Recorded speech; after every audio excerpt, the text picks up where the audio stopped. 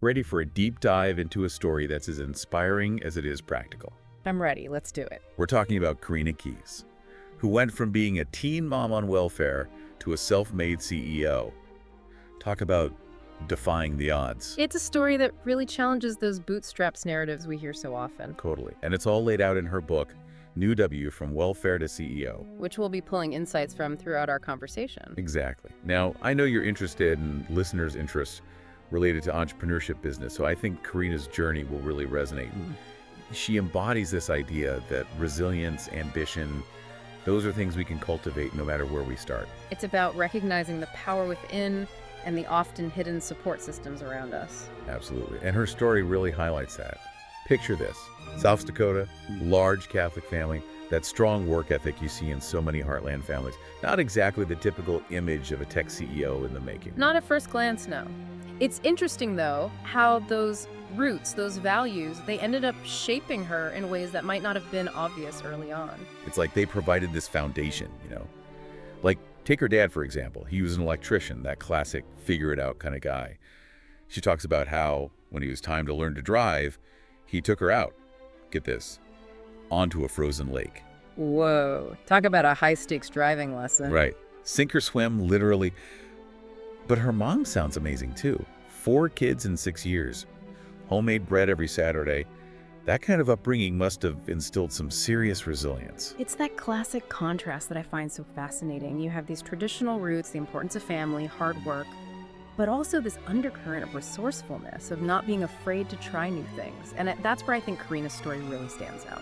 And then there's this great story about their neighbor, Bill. He was the local garbage man, but get this, he was also like this bike whisperer. A bike whisperer. Okay, I have to hear this. So he'd take discarded bike parts, you know, stuff people just threw away, and he'd build these amazing custom bikes for anyone who needed one. Oh, that's such a great example of the power of community and resourcefulness. You know, that idea of seeing potential where others see trash. It's like a metaphor for Korena's entire journey. It's like those early experiences, even the seemingly small ones, planted the seeds for her future success. Planting the seeds, I like that. But of course, life has a way of, well, testing those seeds. That's an understatement. For Korena, that test came in the form of an unexpected pregnancy at 17. Talk about a crash course in resilience. It really makes you think about those societal expectations, the pressure young moms face, and how she navigated those challenges with such grace. And she's honest about the emotional roller coaster. It wasn't easy, but that's where you see that inner drive we talked about really kick in. She talks about missing her senior prom, for example. Mhm. She could have easily justified going, but she chose to stay home with her daughter instead. No regrets. That speaks volumes about her priorities. Even then, it was clear that motherhood was a driving force in her life, pushing her to build a better future. Absolutely. She knew she had to create something extraordinary, not just for herself, but for her daughter as well. So she graduates high school, but then it's on to the next challenge, college. But with a young daughter to raise, it wasn't exactly the typical college experience. Right, imagine juggling classes with motherhood, and not one, but multiple jobs, just to make ends meet. Talk about a masterclass in time management. She was working as a fry cook before class, cleaning houses between classes, and then waitressing at night.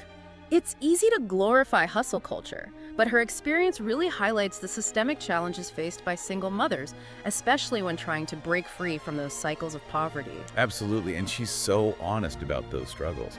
There's this one story about running out of money while paying for daycare that really stuck with me. She was literally sitting on her porch crying because she didn't even have enough money for groceries that week. That vulnerability is what makes her story so relatable. She doesn't sugarcoat the tough times. But what's inspiring is how she uses those experiences as fuel, as motivation to build something better. It's that realization that we're capable of so much more than we often give ourselves credit for. But sometimes it takes hitting rock bottom to discover that inner strength. It's about pushing past those self-imposed limitations and realizing that we don't have to go it alone. So true. Now, after all of that, Korena finally lands a job at a media agency. It seems like she's found her groove, using her creativity, finally on a path to success. But of course, there are always more obstacles, right? Unfortunately, yes. Even in a professional setting, she encountered those all too familiar gender biases. She mentions a female manager who seemed to underestimate her abilities simply because she was a young mother. Oh, I know that feeling. It's so frustrating. Like, because you're a mom, you can't possibly be ambitious or dedicated to your career. Exactly. And it wasn't just subtle bias either. She even talked about facing inappropriate questions during job interviews, like whether she planned on having more children. Seriously, you'd think we were way past that. You would think so, but it just shows how these deeply ingrained biases persist. But Korena, being Korena, she didn't let it stop her. She honed her skills, navigated the challenges, and then boom, her son makes an offhand comment that changes everything. This is where I think your journey might resonate with you, the listener's name. He tells her that her work seems more important than him. Can you imagine the weight of that statement? It's every working parent's fear, right? That fear of unintentionally prioritizing work over family, of missing out on those precious moments. Must have been a major wake-up call for her. It was. And it triggers this period of deep reflection for Korena, leading her to make a bold decision. She quits her agency job. Wow, that's a huge leap of faith, especially after everything she'd been through to get there. It was, but she realized something had to change. She needed to find more balance, more alignment between her career aspirations and her family life. And that's how Key Media, her own company, was born. So she goes from climbing the corporate ladder to starting from scratch, working from home, juggling clients, and still making sure she's present for her children. Exactly. It's another testament to her work ethic and resilience. She bootstrapped the whole operation, coming up with creative marketing strategies like those seed packets with the tagline, "Your business will bloom with us." I love that. So clever, and it perfectly captures her approach. Yeah. Scrappy, resourceful, and genuine. But even with all that hustle, life throws another curveball her way when her daughter, Kami, gets accepted into a study abroad program in England. Talk about a dilemma. It's that classic struggle of balancing ambition with family obligations. Should she stay focused on her fledgling business or honor the promise she made to her daughter? What a tough choice. What did she decide to do? She chose faith over fear.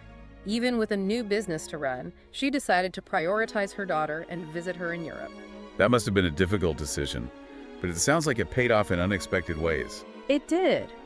While in Europe, she gets a voicemail from a company in Oklahoma needing help with a small digital marketing campaign. You're kidding. She closes a deal while on a trip to see her daughter. She did, and that small deal ends up leading to a much larger one. It's amazing how her commitment to her daughter, that leap of faith, ended up attracting even more success. It's like the universe rewarding her for prioritizing what truly matters. Exactly. But of course, the journey doesn't end there. She faces more challenges, including a financial crisis brought on by rapid expansion. And this is where her willingness to be vulnerable really shines through. This is where having a strong support system becomes so crucial, right? Absolutely. Recognizing she needed guidance, Korena joined Vistage, a confidential network of CEOs who offer peer advice and mentorship. And we're not just talking about any CEOs, right? These are heavy hitters running multi-million-dollar companies. I can't imagine how intimidating that must have been. It took courage, but instead of downplaying her struggles, she was completely transparent with this group. She admitted she needed help. That's so powerful. And what happened? Did they offer support?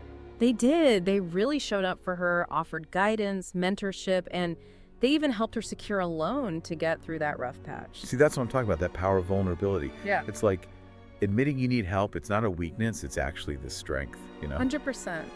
And it just goes to show that no one achieves success alone, right? We all need those people, those mentors, those friends who've been there, who get it. It's like we all need that board of advisors for our lives, even if it doesn't involve million-dollar decisions, right? Exactly. It's about building those connections, those relationships. Now, once Korena got through that crisis, she starts thinking about legacy, what kind of mark she wants to leave on the world. And this is where it gets really interesting for me. She's already achieved financial success, but it's clear she's not just motivated by profits. There's something more driving her. It's like she's redefining success on her own terms, right? Not just chasing the bottom line, but building something meaningful, something that makes a difference. Yes.